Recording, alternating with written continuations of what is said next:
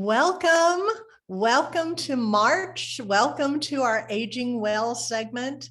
You know, it feels so good to be starting this event with the sun still shining outside.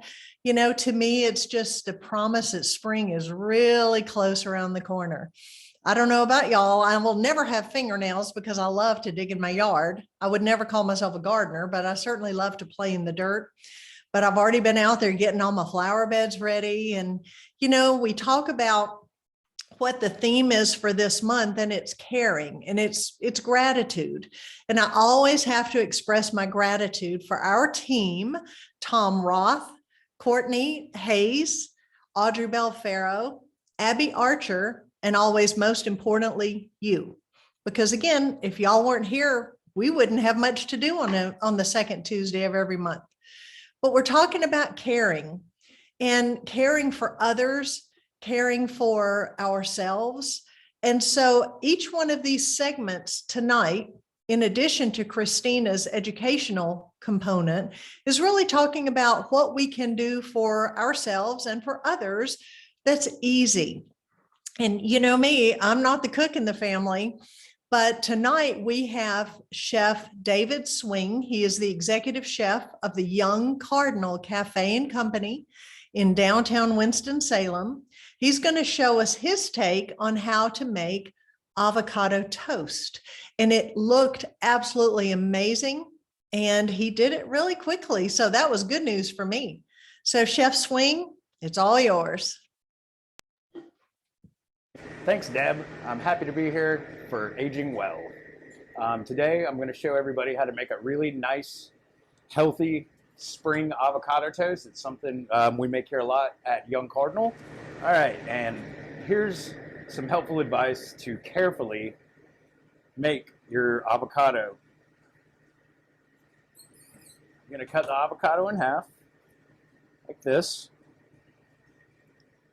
and then very gently slide that pit out, and then using just a soup spoon,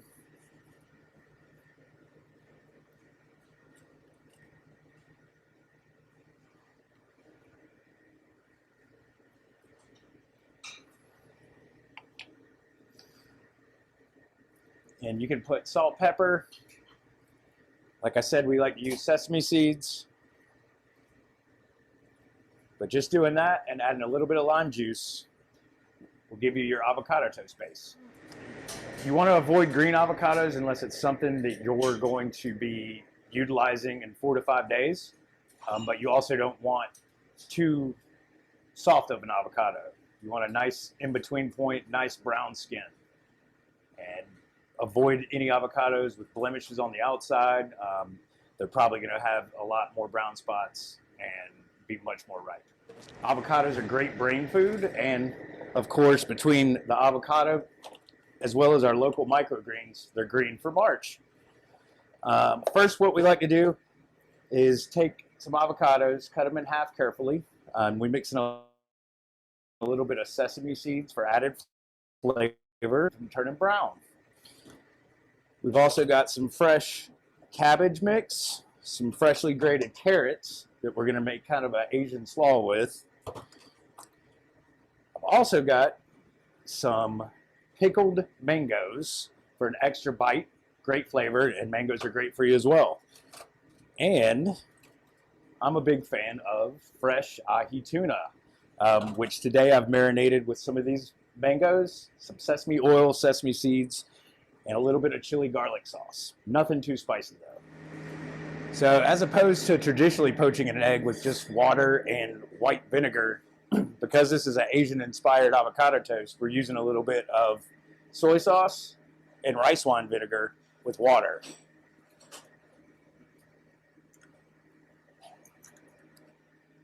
Now, some people don't like poached eggs. So, if that's the case, I'll show you a chef's tip on an over-hard egg.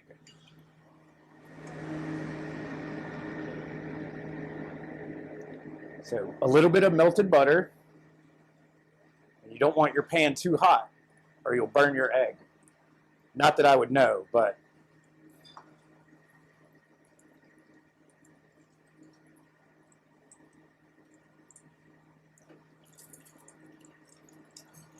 It's always good to have a non-stick pan in your kitchen, especially when you're cooking eggs.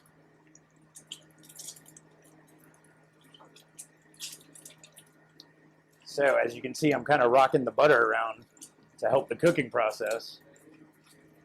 And then I lightly tap that yolk and flip it over.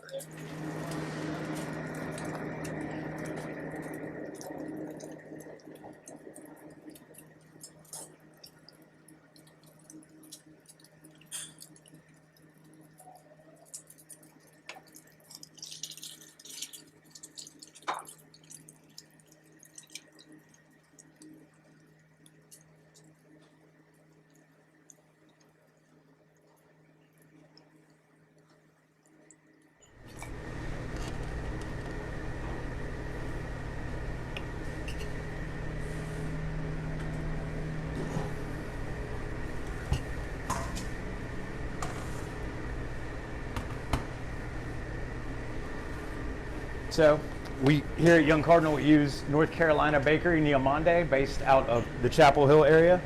They make all our bread for us, do a great job. Like to build the avocado toast, use the avocado smash as the base, so it's almost like a glue that holds everything together.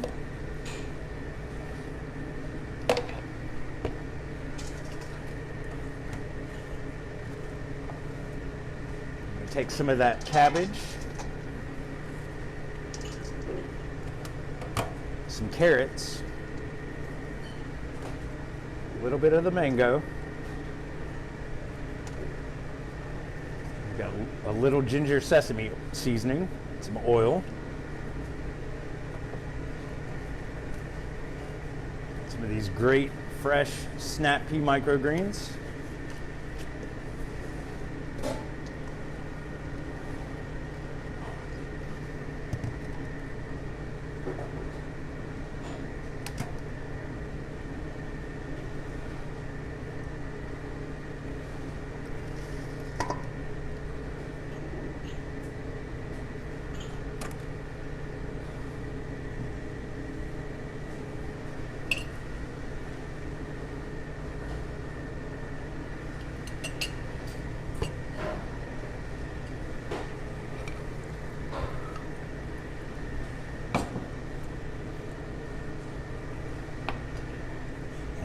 Voila. Got a great springy avocado toast, easy to make. Prep time's probably about 15 minutes. And you know, you can switch up different items to make a nice spring salad for it. Come see me at Young Cardinal, Tuesday through Sundays, 8 a.m. to 3 p.m.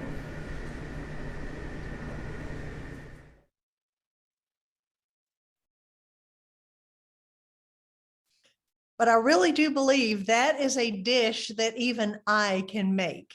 And excuse me, it just looked wonderful. And add a salad to it, you have got a full meal. And literally, you saw him prepare virtually the whole dish right in front of you. So I think it's something that can easily be achieved by all of us. And again, avocado is so good for our brain. So a little bit more self-care is some gentle yoga. We're going to hear from Ryan Price, who is a certified yoga teacher. He is with Corporate Fitness Training of Winston-Salem. He teaches classes both at Wake Forest Baptist Health or Atrium Health, Wake Forest Baptist, and over at the YWCA. So if you're interested, you can catch some of his classes. I'm going to be sending you the notes from this demonstration, again, as your follow-up after this event. But just pay attention and just see how relaxing this gentle yoga can be. I'm happy to be here to do some gentle yoga for the Aging Well group. And today we're going to focus on you, the caretaker. And there are lots of things you can do to take care of yourself. You're probably aware of things like that. Self-care practices. Yoga is a great self-care practice. It combines elements like relaxation, exercise, breathing, all these things that can be helpful for us. So we're going to do a little bit of that right now. So we're going to start seated, and we're going to take a moment just to bring attention to our breath. So if you want to, you can close your eyes.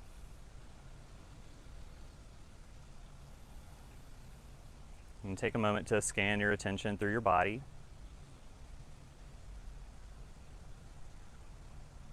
And if you notice any places where you're holding on to tension or effort, you can see if those places can soften.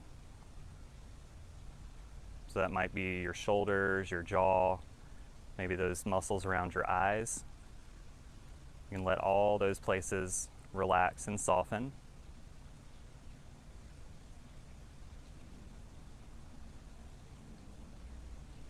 And you start to bring your attention to your breath.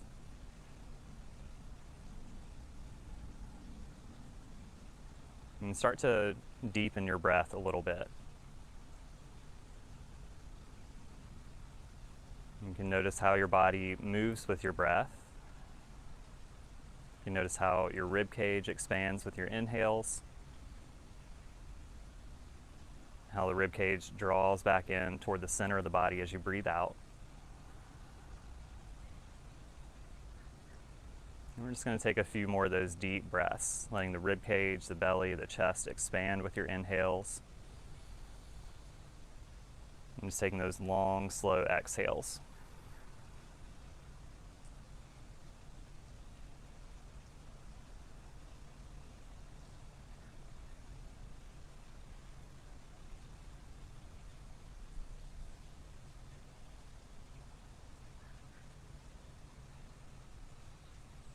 Take one more of those breaths.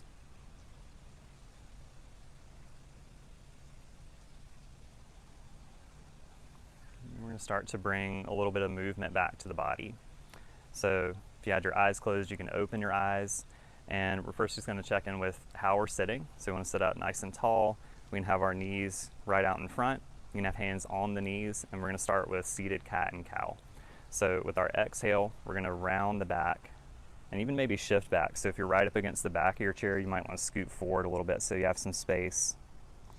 And then as we breathe in, we're going to reverse that. So we're going to extend the spine, which means we're kind of arching the back, and lift your eye gaze, kind of pull the chest forward. And we'll just continue to do that with the breath. So as you breathe out, round your back. And as you inhale, shift forward, arch the back. And just do this with your breath at your pace. We don't necessarily have to stay together. We're gonna do maybe 3 or 4 more rounds.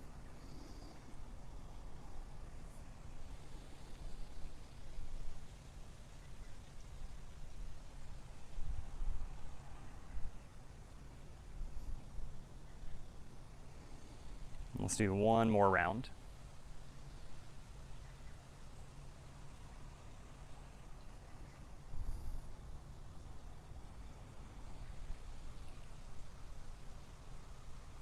So we're going to come back to just a tall spine sitting up straight. And with our next inhale, we're going to reach the arms up. And as we breathe out, we're going to start to turn to the right. We're going to float the hands down. So you might find that left hand on your knee. Right arm can do whatever feels good. So it might just be going across the back of your chair, or you could grab onto the seat of the chair or back of the chair to kind of get a little more twist. And take your eye gaze over your right shoulder.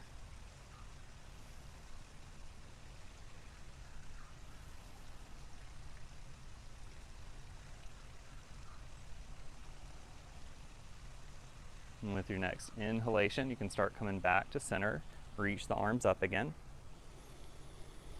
And with your exhale, turn to your left. Same thing on this side. We're just keeping that tall spine, and we're flowing into a twist. Again, you can do whatever you want to do with the arms.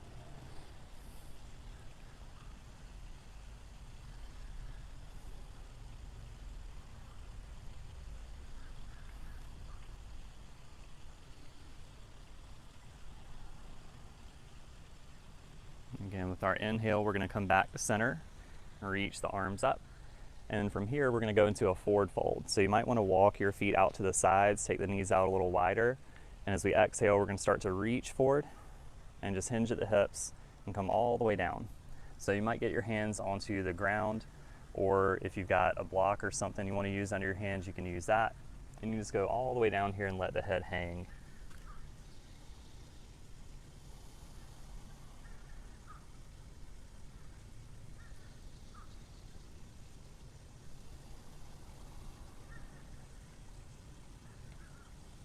And the next inhalation, we're going to start coming back up to seated. And we're going to get in a little bit of movement for the neck next. So again, starting in that tall position, as we exhale, we're going to bring chin down toward the chest, bringing some stretch onto the back of the neck. And then we're going to start to roll our right ear toward the right shoulder. And then we're going to turn to the right. So we're kind of looking toward the ground over our right shoulder. And we'll slowly start to lift the eye gaze. As we start getting up toward the top and coming to center, you can take your eye gaze straight up toward the ceiling, toward the sky. You can take your head back if that feels okay on your neck. And just keep going all the way over to the left. So looking out over your left shoulder. And then we'll tuck the chin down toward the shoulder, toward the collarbone. And then we're going to turn the left ear toward the shoulder. And then roll back to the front where you started. And we're going to do that again, just going the other way. So we're tucking the chin toward the chest. And then rolling the left ear toward the shoulder. And then turn into the left. So eye gaze is looking toward the ground over your left shoulder. And then start lifting up. And as you get up toward the top, again, we're going to find that nice extension, kind of like a little back bend for your neck. And we're going all the way over to the right. And start bringing your chin down toward your shoulder, toward your collarbone. And then turn the right ear to face toward the shoulder. And then roll back to the front, chin to chest. You can just let the head come back up, do a few shoulder rolls.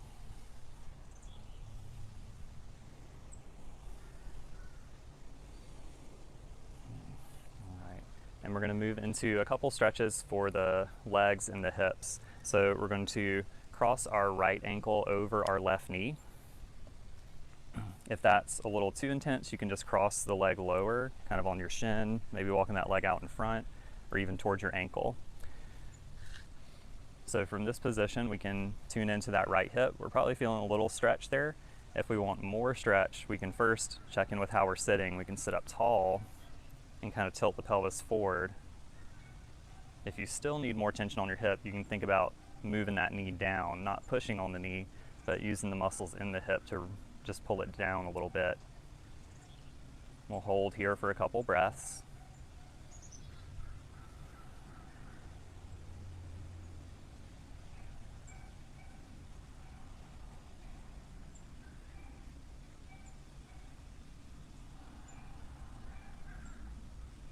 All right. So from here, we're going to slowly release, bring that ankle off your knee, and we're just going to switch sides. So left ankle crosses over right knee, and again, if ankle on top of knee is a little more than you need, you can kind of walk that right leg out and cross the leg either on your shin or your ankle. And again, we're focusing on that left hip, so feeling some tension there, and you get to decide how much tension you want. So ways we can add more tension if we want it, we can sit up really tall, tilt the pelvis forward, and then if we need more from there, we can kind of use the hip muscles to bring the knee closer toward the ground. We'll take a few more breaths.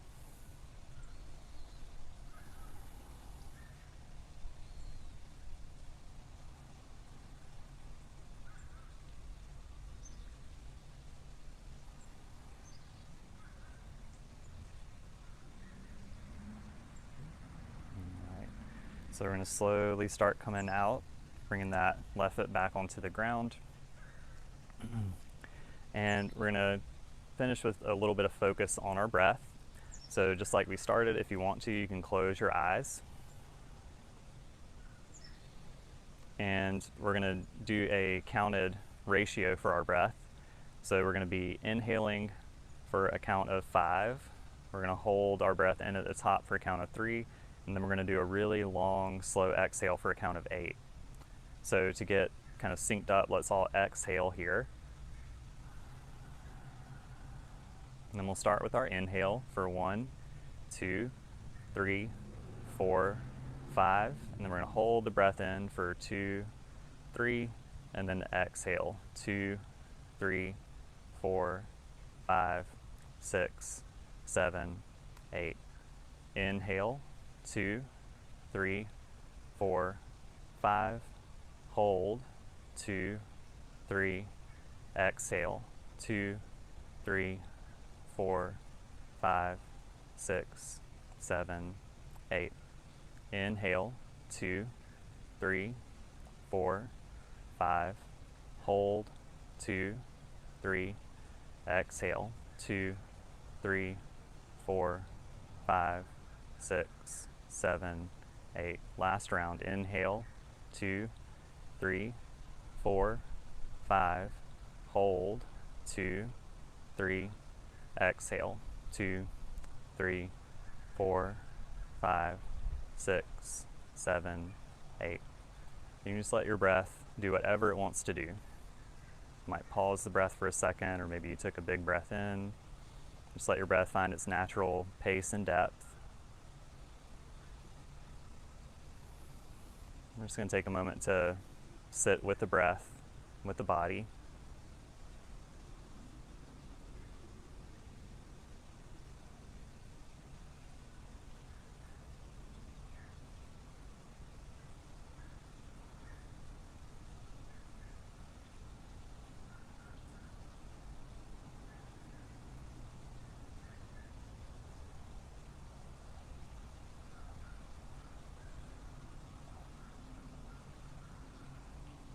I'm going to take just a couple more breaths here.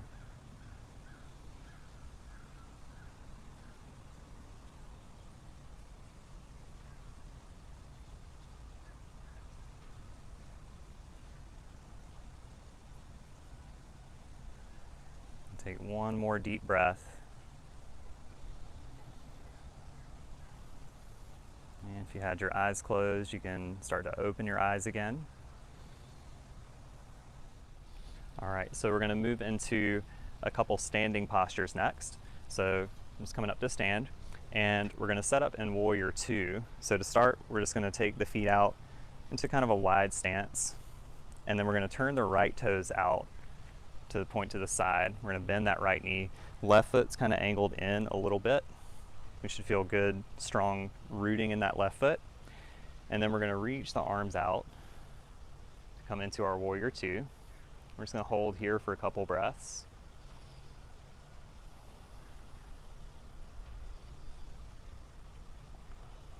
And from here, we're going to turn our right palm up. We're going to reach that arm overhead and toward the back to come into Reverse Warrior. So we're opening up that right side, getting a nice stretch there.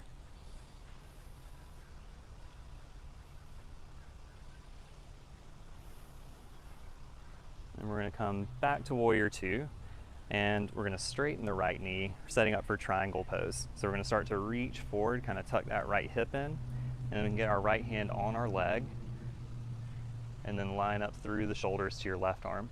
You don't have to lift the left arm straight up. If that bothers your shoulder, you can have hand on your hip, or even kind of drape that arm behind your back. We do want to try to kind of rotate away from the ground. We'll take a couple more breaths.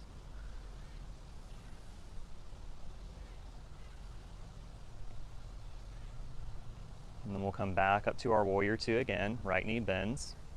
And we're just going to pivot to switch sides. So hands to hips, and we're going to turn the feet. So left foot's pointing out to the side, right foot's kind of angled in a little bit, and of course left knee is bent. And we reach the arms out for Warrior 2.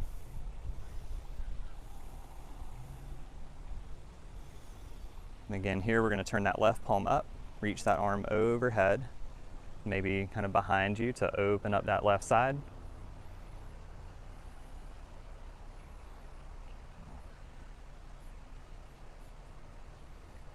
And we'll exhale back to Warrior 2 and straighten the left knee, and then start reaching forward, kind of tuck that left hip in, moving into triangle pose. So left hand can plant anywhere on your leg.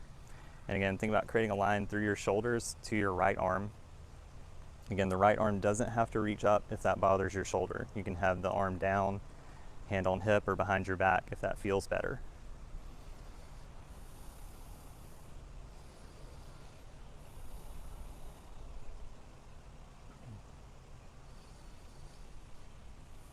All right, and we'll start coming back up to Warrior 2. You can let that left knee bend. We'll get hands to the hips. We're just gonna walk the feet back in together. And we're gonna do one more standing posture to work on our balance and hip strength, Warrior 3. And we're gonna use our chair for this. So we're just gonna take our chair to the side here. So the seat of the chair is facing you. And we're gonna face toward the chair and stand fairly close to it. We're gonna be standing on our right foot to start, and we're gonna extend our left leg back behind us. So find your setup where you can have enough space to do that. So let's go ahead and hinge at the hips, and we're gonna get hands onto the seat of the chair. We're gonna try to create a vertical stack from our hip down to our right ankle. Even if you need to bend the knee a little bit, as long as you have hip over ankle, it's all good. And then really long spine here, flat back, and we're gonna start to extend that left leg back. If it feels okay, you can lift that left leg up to about hip height. It doesn't have to go all the way up to hip height.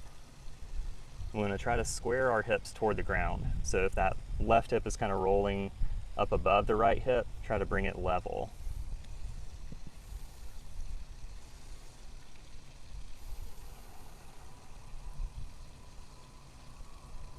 Good. And we'll let that leg come back down.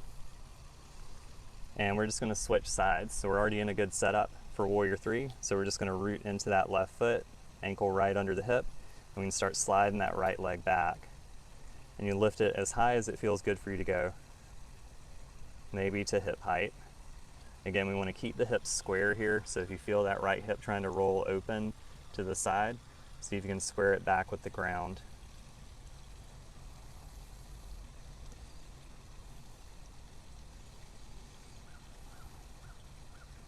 And as we exhale, we'll let that leg come back down, and we'll come back up to stand.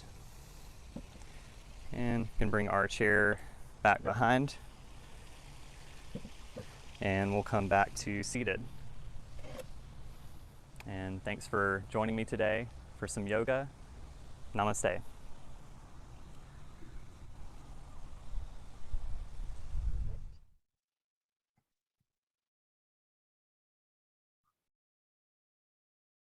I really so enjoy these yoga presentations, and I actually enjoy doing yoga. So I hope if some of that or all of that fits into your schedule and it's something that you're interested in doing, then I would strongly encourage you to try it, because if at the very least, it is so relaxing. Plus the stretches feel so good. You know, it's one of those, sometimes you exercise and you feel sore the next day. This, you do yoga and you just wake up feeling so good. So anyway, if it fits into your lifestyle, I'd say give it a try. So, you know, at the Stick Center, and we are so lucky to get to work with, know, be around the most amazing people. You know, it's before COVID, when you were walking through the halls of the Stick Center, it was like you could have been anywhere in the world, the UN maybe, because you would encounter so many different people with so many different backgrounds and accents. But we're so lucky that we get to meet and engage and learn from so many amazing professionals. And our speaker tonight is probably at the top of my list of people that I know, I appreciate, and I love dearly and respect so highly as a colleague and as a professional. So Dr. Christina Huginsmith is an associate professor of gerontology and geriatrics at Atrium Health, Wake Forest Baptist, as well as being the director of the memory counseling program. And we are just tickled to death to have Christina share with us tonight ways of tangible, realistic ways to support caregivers and care partners. So Christina, I'm turning it over to you, my friend. Thanks, Deb. That was a really beautiful introduction. And I'm excited about the avocado toast and the yoga both. I'm going to screen share and share some slides with you all. I also think this is just a great evening altogether of self-care and a focus on ways to, promote your own well-being. And that's something that we really focus on at the memory counseling program. And I'm going to focus the talk around what we do best, or what we focus on, which is caring for caregivers of people with dementia.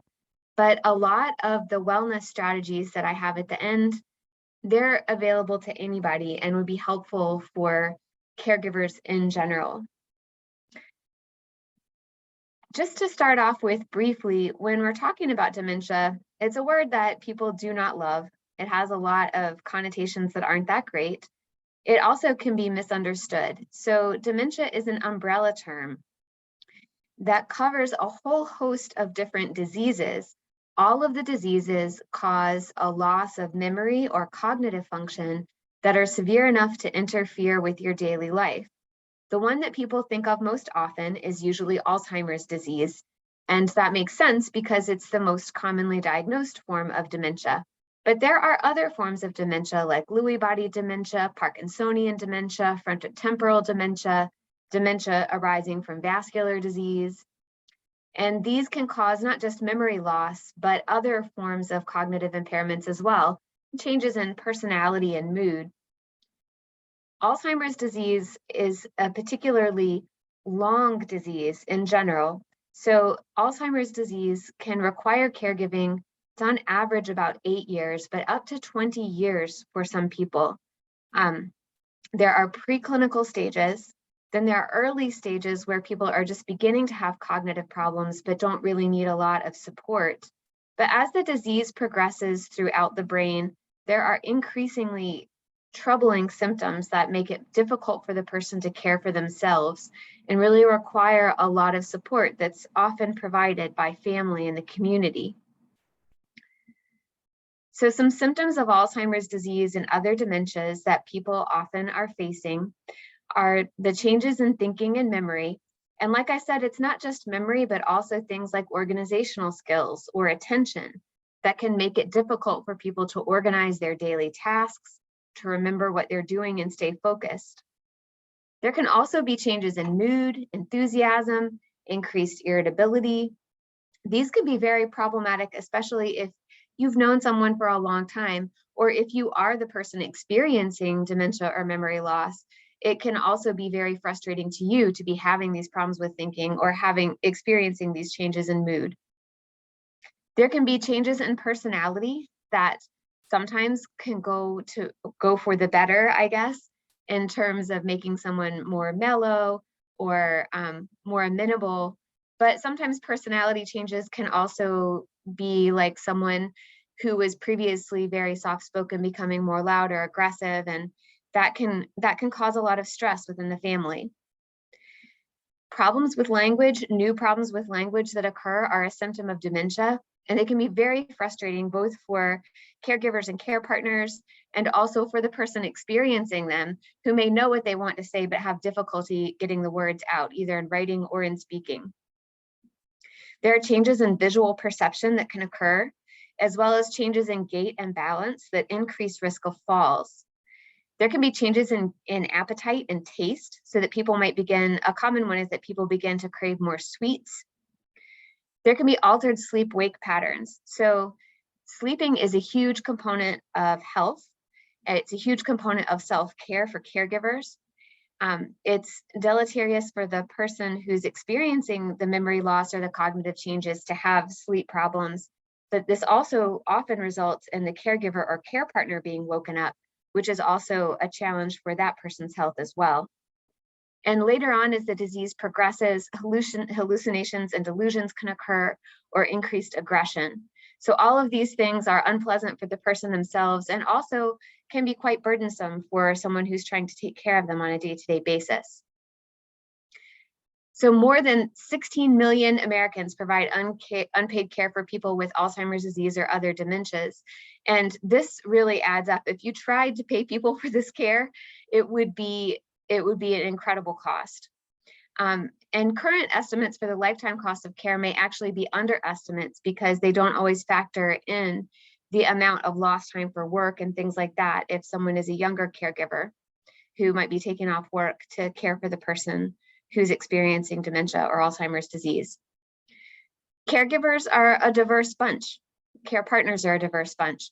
So many of them are women. About 2/3 of caregivers and care partners of people with dementia are women. About 1/3 of them are age 65 or older. Most caregivers live with the person that they are taking care of in the community. So there's a stereotype that people with dementia have to go into nursing care or that they're always in assisted living. But in fact, that's a minority of people. Most people living with memory loss are living in the community with their family, or sometimes without a caregiver or care partner. And over half of caregivers are providing assistance to a parent or an in-law who's experiencing memory changes. Dementia caregiving is also particularly demanding. It's more demanding in some ways than other forms of caregiving, which is important to understand when we think about how to support caregivers and care partners, both people that it may be ourselves, it may be people that we know who are around us, it may be family members, or even from a societal perspective, what do we as a country need to think about in terms of supporting the people who are providing these millions and billions of hours of care to help sustain the health of people with dementia. So because the disease progressively affects the ability to move and the ability to care for oneself, dementia caregiving involves things as people become more advanced, like getting in and out of beds and chairs, getting dressed, bathing and showering, preparing food, helping to make sure that someone eats healthily, toileting, dealing with incontinence. And you can see in purple bars the percentage of caregivers of people with Alzheimer's disease or related dementias providing those levels of care versus caregivers of other older people.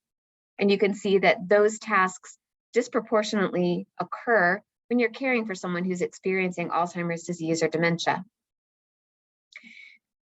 In part because of this, as well as because of the emotional burden of being with someone through this devastating disease, caregiving can have a very high emotional burden for the caregiver or the care partner. There's something called, you really have like a progressive grief or a progressive loss with dementia. And this is something that can be experienced by the person themselves, depending on their level of insight and the course in their disease, as well as the family around them. In dementia, you're losing a person in stages and you're with them that whole time.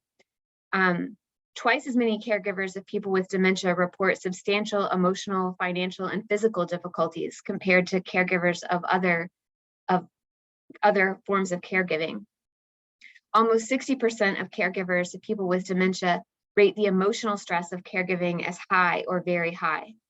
30 to 40% of family caregivers caring for people with dementia report depression, and that's compared to about 5 to 17% of non-caregivers that are the same age. Spousal caregivers have 2.5 times the odds of depression from non-spousal caregivers. And caregivers of people with Alzheimer's report more perceived cognitive problems and have greater declines in their own cognition over time, which could be related to this emotional stress and the burden that they experience. This emotional consequences, I think as a culture, we tend to think of the body and the brain and feelings as being kind of separate pots of things, but these emotional stresses have physical consequences for caregivers. Caregivers of people with dementia lose 2.5 to 3.5 hours of sleep a week compared to non-caregivers. That is a lot. 35% of caregivers of people with dementia have worse health, or they self-report worse health as a result of their caregiving duties. And 27% of caregivers delay taking care of their own health. I know in my family, this happened with my mother-in-law, who woke up one morning deaf in one ear, and we could not get her to go to the doctor herself. She was so busy taking care of my father-in-law. So people who are caregivers are amazing human beings. They sacrifice a lot. They have a tremendous sense of duty and love for the people that they're caring for. And it's really important that we help to support them, and that if you're in that situation, to find supports for yourself along the way. The chronic stress of caregiving can actually be associated with problems like hypertension, and the high levels of cortisol and other stress hormones can actually do things like impair your immune function, slow wound healing, and may promote certain forms of heart disease. So these are things that I think we used to kind of think of as benign, but research is beginning to show us that there are consequences, and that what we think of or conceptualize as being emotional is a physical experience. Saying all that, I think it's probably clear that caregiver burnout is a real thing. So burnout can be defined as a cumulative process marked by emotional exhaustion, and it's associated with increased workload and stress. It's a state of physical, emotional, and mental exhaustion that can be accompanied by a change in attitude from positive and caring to unconcerned. And this is never a situation that you want to be in, especially because the reason that most caregivers and care partners are doing what they're doing is because of their deep love for the person that they're caring for.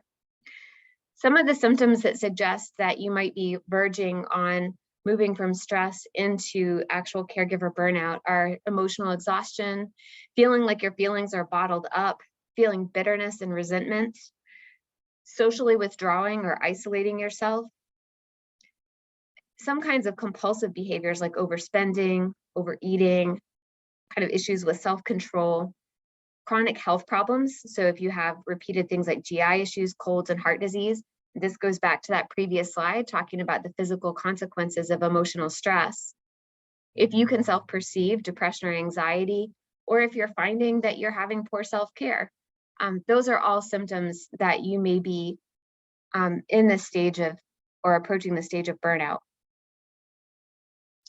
So what are the causes of caregiver burnout? I think the graph that I showed you a few moments ago gave you some ideas. There's frankly a lot of work and a lot to do in any day, but also there can be role confusion.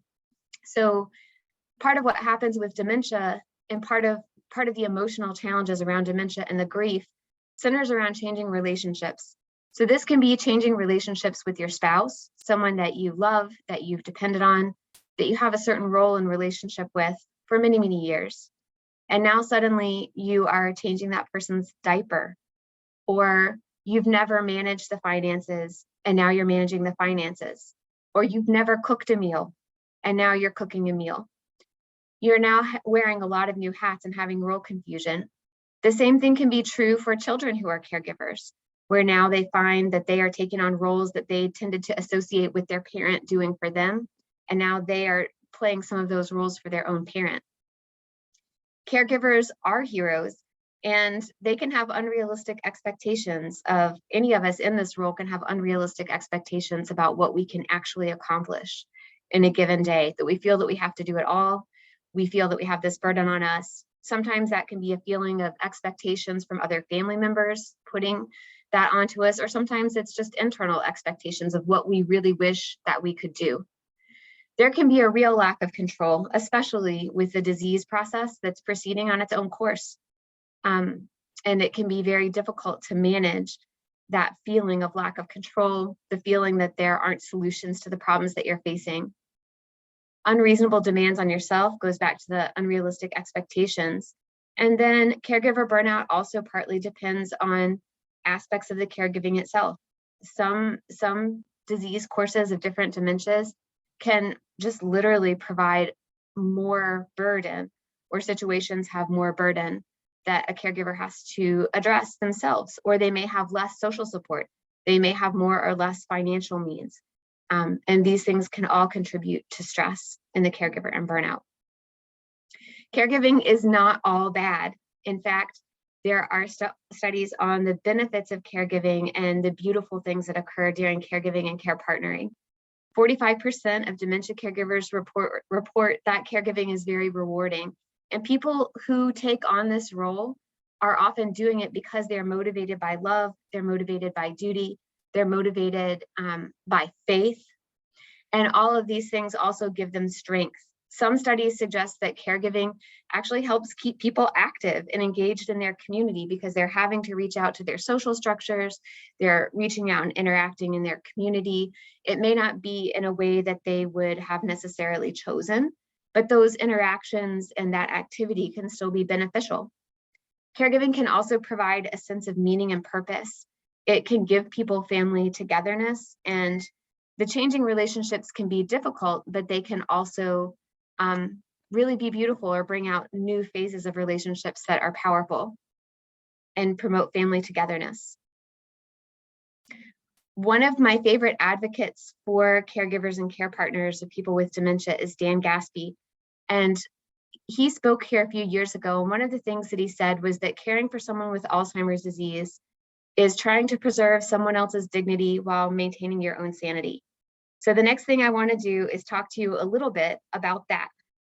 What are some strategies that you can use or things to think about in terms of maintaining your sanity while you're helping to maintain someone else's dignity? So thinking about this, and Deb did such a beautiful job, I think, putting together all of the speakers and the presentations tonight. At the Memory Counseling Program, we think about things from a wellness perspective. And wellness is defined as a positive state of well-being, and it includes many different aspects: relationships, healthy lifestyle choices like avocado toast and yoga, healthy coping mechanisms, self-care, spirituality, creative problem solving. On the right, what you see is a wellness wheel. And this is just a visual representation of these different aspects of wellness that to consider as a whole piece of how to maintain your wellness. And you may not be able to do all of these things at any given time.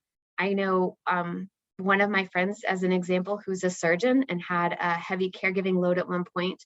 She typically exercises a lot and found that she couldn't do that.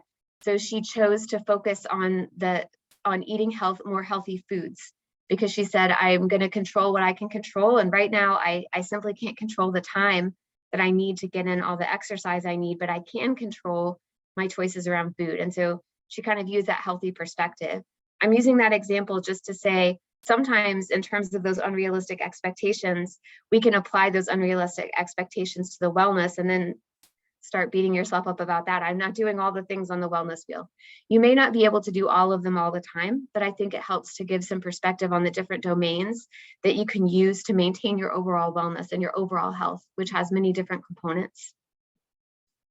Also, we gave Deb a PDF that she's going to email out to you all that has some community resources that can help caregivers to meet some of these domains of wellness and have some resources in our community for that. So she'll be giving that out after the talk. So in terms of managing fatigue and burnout and trying to maintain your wellness, here are some kind of basic do's and don'ts. So when you are in a situation where you're watching someone with a progressive disease, and like I said, a lot of these things, I'm talking about it from a perspective of dementia, but I think we all know that there are many different progressive diseases in aging that these ideas will apply to. Progressive disease is particularly painful because you have an ongoing grief. You have an anticipatory grief. You experience losses in the present moment of changes in function that are happening or changes in your relationships that are happening. And you also know that there are more changes and more losses ahead of you. So this really can create a prolonged emotional strain and prolonged grief. So one thing that's helpful to do is to understand and to accept that it's painful and accept the fact that it's uncomfortable. You don't have to, that doesn't mean like it. It doesn't mean anything else other than just to accept that it is okay. It's natural, it's okay, and this is where you are. It's a good thing to reach out to trusted friends. It's good to mind some of the physical wellness things as much as you can. And like I said, you don't have to become the yoga teacher or become the person with a YouTube video telling everyone how to eat healthily, but to try to remember on a daily basis to try to get enough sleep, to eat nutritiously, and to get some moderate amounts of activity like yoga, walking, getting to the gym and burning off some extra energy. Asking for and taking advantage of help is one of the single hardest things I think for people to do. And there are even some specific tips around this. One is to be direct about what you need. One caregiver recently said to me, and I thought this was just tremendously wise, she shared with a group that she asked her family not to give her advice. And she said, I know that you mean very well, but right now, whenever anybody gives me a suggestion of something else that I might do, I just hear it as a criticism. So please, please don't. Not because I don't love you, but because right now, all I can hear that is a criticism. I think sometimes we shy away from making direct comments like that, but it's okay to tell people pretty directly what you need. right now, just give me a pat on the back. That's what I need. Right now, what I really need is for you to come over and sit with the person that I'm caring for an hour so I can go to the grocery store by myself. So anytime that you have a direct request like that you need, feel free to make it. If somebody offers, take them up on it. And sometimes that's one of the single hardest things to do. Educating yourself can be really helpful with any disease process that you're engaged in. For Alzheimer's disease, there are really reliable resources like the Alzheimer's Association. They also have resources about other forms of dementia, not just Alzheimer's disease. And they have very reliable information about medical and scientific advances. Talking to a professional, whether that's a mental health professional or medical professionals that have information, can be really helpful too. One thing that we always advise people not to do is to should yourself. So I should feel this way, or I should be doing this, or I should be doing that.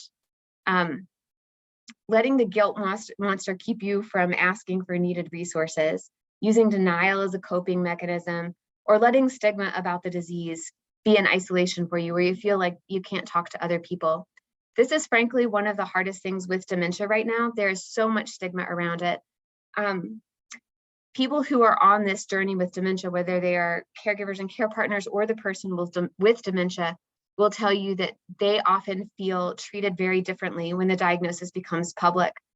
The disease is progressive, right? So people who are at the beginning of the disease actually still act pretty normally and interact with other people pretty normally. It takes a while, most of the time, for the memory loss to really kick in. So when you're talking with someone with dementia, it's also important to stay open-minded. Just because they have a diagnosis does not mean that they are not a functional human being who can carry on a conversation with you. It's really important to keep that humanity in mind. Caregivers will also sometimes tell us that, they mention to friends that this is happening, and all of a sudden they don't get dinner party invitations. So it can feel challenging, or you might feel that people are going to have that response. There are a couple of sides to that. One is that often those aren't the responses. Often people respond with offers for help. Sometimes it can be helpful to be specific about what you need or what you need from that relationship or that person and help tell them. Often they want to do the best thing, but they might feel unsure themselves of what you need or how to interact or what's expected of them. Also, if you have a friend who comes to you and says something like that, just to be as open as you can to asking them what they need and to continuing to interact with them as you have before, or as much like that as you can. It used to be, if you think back 30 years, that cancer was a disease that no one would talk about. Now, or HIV. Now, those are diseases that we can talk about and that we have treatments for, but there's still a lot of stigma around anything that involves the brain and involves changes in personality or thinking. So it's very important from any aspect that you can to try to support people in this process and to be as open as you can about it and what you need. There are different kinds of caregiver support. This is a table that was generated by the Alzheimer's Association. And I wanted to pick out some kinds that are provided by the memory counseling program. So our program offers psychoeducational support, counseling support, psychotherapy approaches, and support groups. And I'll tell you a little bit more about that as well, but these are resources that we're really lucky to have in our community. So I believe Ed Shaw has spoken with people. I'm not sure if everyone came to that talk, but he is a phenomenal human being. And he started our memory counseling program in response to a diagnosis of early onset dementia given to his wife, Rebecca. In this picture on the left, you see Ed and you see his wife, Rebecca Shaw. Ed stepped down from a leadership position at the hospital, went back to school and got a degree in counseling and started this counseling program to provide to other families the support that his family was not able to get when they faced this diagnosis. He has designed the support groups that we run and the curriculum that we use for that. He is just a phenomenal human being. Ed retired in 2019, and since then we have transitioned and continued to do the good work that Ed began. He's still involved with the program as well. I will say that. He's trying to get a little more time with his family and some time in retirement, but he's very much a presence with us. The Memory Counseling Program's mission is to help people with cognitive impairment and their care partners navigate the challenges of daily life with dignity and purpose. And we do that by trying to build a supportive community of people using strengths-based counseling, support groups, research, education, and outreach. We have a great team. We are small but mighty. We have licensed clinical social workers, Samantha Culler and Olivia Simpson. We have a fantastic social worker who is an LCSWA, David McLaughlin. If you call our office, you will speak with Beverly Ingram, who is the face of our program and just a wonderful human being. And we have wonderful interns, Natasha Collier, and then Gretchen Sanchez has recently joined us in the past month, and she's not on the slide yet. Services that we provide support groups. This is kind of our signature program. We are getting ready to begin some support groups this spring, and those are full, but we'll be accepting people for support groups in the fall. We're also going to be working with senior services to run support groups over the summer. We offer 10-week support groups that help people to form a community of people that they know well. We offer those for people at the beginning stages of Alzheimer's with a recent diagnosis. This is our HOPE group that's for spousal couples. We also offer a caregiver support group and a support group for people with dementia, although that has been on hold since COVID. But we are hoping to get that started up again soon. After people finish the 10-week support groups, we have monthly support you can join, and we've been providing services virtually, in person, and in hybrid kind of settings where you can join virtually or in person with more and less technological success. We provide education in the form of community education events. We provide education to the physicians that are training at Wake Forest about psychosocial issues that go along with dementia and caregiving. We provide training experiences for Wake Forest University students and neuroscience doctoral students, as well as School of Social Work interns from the University of North Carolina at Chapel Hill. We provide individual counseling and individual education experiences as well, and couples and family counseling and meetings. We also have a research mission that's emerging, and you'll probably hear me talk about that more at a later time. One important kind of thing that I wanted to tag on here to the end is that care for the caregiver is really important, and research on it shows that interventions for dementia caregivers can have efficacy in helping to reduce stress and improve quality of life for people with dementia and their caregivers.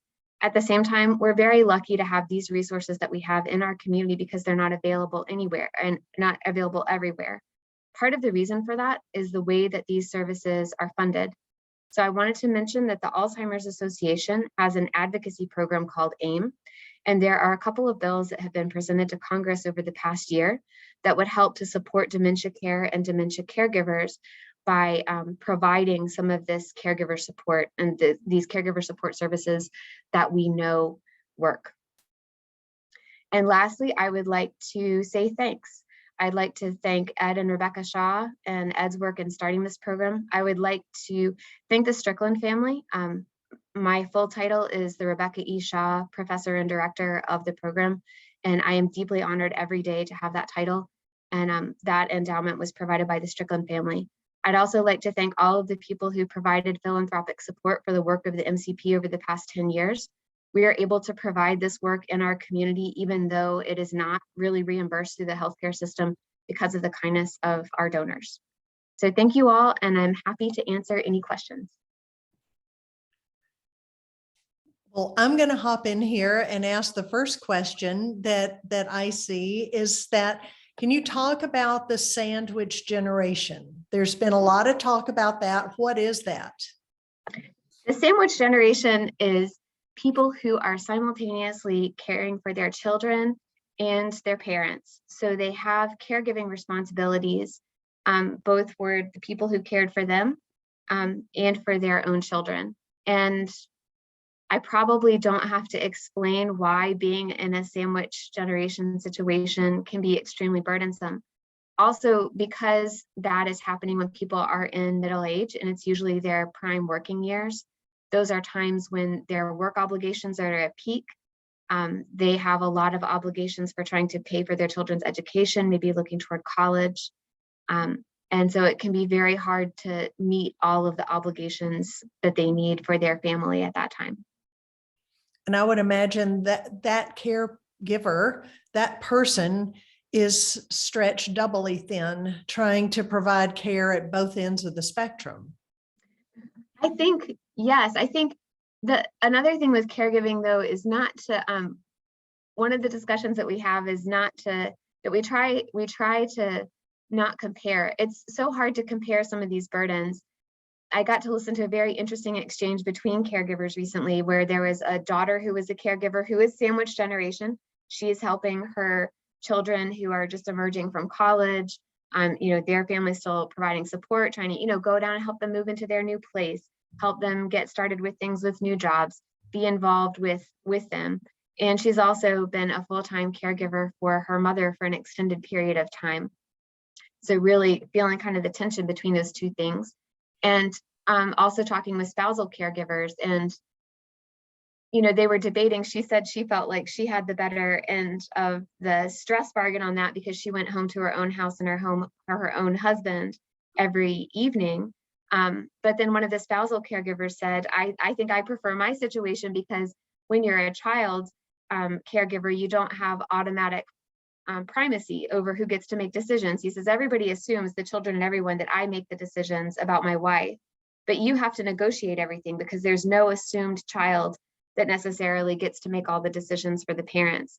So, there are so many different sources of stress in the situation, and it can vary so much. But it definitely is a very serious challenge. And also for professional caregivers like physicians or therapists who are during their day providing care and then going home and caring for a loved one in the evening. Well, I want to be respectful of people's time. So if you need to jump off, please do so. We have a few more questions that I think are important. So if Yes. Dr. Huginsmith can keep on answering, I think one question is how to help a son deal with his mother's incontinence. Yes, incontinence is a huge issue. Ed talks about this jokingly as taking the position of rear admiral, and that this is not a position that anyone wants to take. And it is a particular challenge, I think, if you're crossing genders, that it can be problematic even if it is, say, a daughter caring for a mother. This is something where there are particular problems with a family member providing the care. Often the person with dementia is very resistant to having their child especially help with toileting issues. Sometimes for very deep-seated reasons, like that's something that they did for the child when the child was younger, and they just feel, even in their current state, they feel that it's wrong. This is something where we tend to advocate as much as possible for trying to bring in support from the outside to help with that, because it can reduce the stress for both parties involved when that's possible. Because like I said, this is often not only uncomfortable for the child or the spouse that's trying to provide the care, but particularly for children, but often it's very much resisted by the person with dementia. There can also be support from day programs. A similar and related issue has to do with showering and bathing. So the incontinence issues, but then also showering and bathing. That can be very problematic and very stressful. It's another thing that's important to keep in mind when you're trying to negotiate those situations is to try to think about the perspective of the person that you're caring for. So the person themselves often can be disoriented. They may not know who you are. And if you think about how you would react in a situation where someone that you didn't know walked in and told you to take your clothes off and tried to get you into a bathroom, you would probably not go along with that very easily, and you shouldn't, right? So it can be important to try to build up rituals around this to help to provide a pattern, or often really to this is a good place to bring in outside help. There are some great videos on this that are out from UCLA that also show in video format some good suggestions for how to handle some of these challenging situations and how to redirect the person that you're caring for. And maybe you could include links to some of those with some of the notes that I can send out. Yes, I didn't put those in there, but I can definitely add those links. That's a really good suggestion. And then I think we have our last question, that have any drug-based therapies been found to be effective? Oh, this is a matter of hot debate. Yep. So I'm sure that many people on the call will know that the FDA recently approved the drug aducanumab. And that is hotly debated because the trials for aducanumab have focused on people at very, very early stages of disease. In the interest of full disclosure, my mother was in one of those trials, but also to give you a context of it, she was enrolled in that trial because she was not yet experiencing memory loss, but she had signs of Alzheimer's disease in her brain. So when you think about the situation, when you're coming into your doctor, you're coming in because you're having symptoms, right? So that's one thing that's tricky about that drug that was recently approved, is that it needs to be prescribed very early on, and it's actually quite difficult. People aren't usually coming to their doctor as early on as you might want to give it. Another thing is that it has a high rate of side effects that can be actually bad, like brain bleeds. So I think a lot of physicians have reservations about prescribing it, and we're concerned that it might be perceived publicly as, you know, a big solution, when in fact it's a solution for a very specific and small number of people, and not for most people with Alzheimer's disease. So we are lucky here to have our Alzheimer's Disease Research Center that has multiple ongoing drug trials right now, and there are some that are really innovative. So there are a couple of trials that are looking at drugs in the same class as the one that was recently approved by the FDA, that are still, and so in that same class of drugs, and are attacking the beta amyloid protein. We also have trials that are looking at metabolic risk for Alzheimer's disease and target pathways related to diabetes. We have a trial that's looking at a new drug to target tau protein. So Alzheimer's disease is caused by the accumulation of more than one kind of protein, but in the past, the therapies have focused mainly on amyloid protein. At the same time, this tau protein that accumulates is more closely tied to the onset of cognitive symptoms. And there's now a trial that our Alzheimer's Disease Research Center is running to target that. And then lastly, we have a trial by one of our own researchers, Miranda Orr, that is testing a really innovative concept. That there are, one thing that has been, most of the drug trials have focused on drugs specifically around these proteins that happen in the brain and the neurodegenerative proteins. But one of the biggest risk factors for Alzheimer's disease is actually just age. And we know that age is a risk for many different diseases. And we've also begun to learn through something called geroscience that there are changes in different factors in your body that can be measured. So one of the trials that we have right now, we have the one targeting tau protein that's really novel and is different than what's currently approved. And we have one that's targeting the specific cell type that changes with aging. And preliminary work from Dr. Orr's lab has shown that clearing out those aging cells that aren't performing correctly might actually help to boost memory. So that's another trial that we have ongoing. And we're really lucky in our community to have access to cutting edge research trials like that. Mm-hmm. It's exciting to be a part of that. Well, I want to throw out this invitation to you all. If you want to learn more about getting involved in research for healthy bodies, healthy brains, either one or both, typically a lot of these studies, you can be doing 2 different focuses at once. Shoot me an email. Y'all all have my email. And I can help navigate you to maybe the right study, or send you a copy of the Vital newsletter that has an overview of many of the studies in it. Yeah, so, from the caregiver and self-care side, we also have trials for people that are outside the Alzheimer's Center that focus on aspects of well-being that we talked about, like movement, social engagement, and diet. So those are things, there might be studies for everyone. And in the memory counseling program, we have found that not for everyone, but that for some people, participating in research can be an important aspect of meaning making and taking meaning out of what might otherwise feel like a senseless disease. Yep. And you're contributing to future generations so that maybe those children won't ever have to go through what we've all gone through.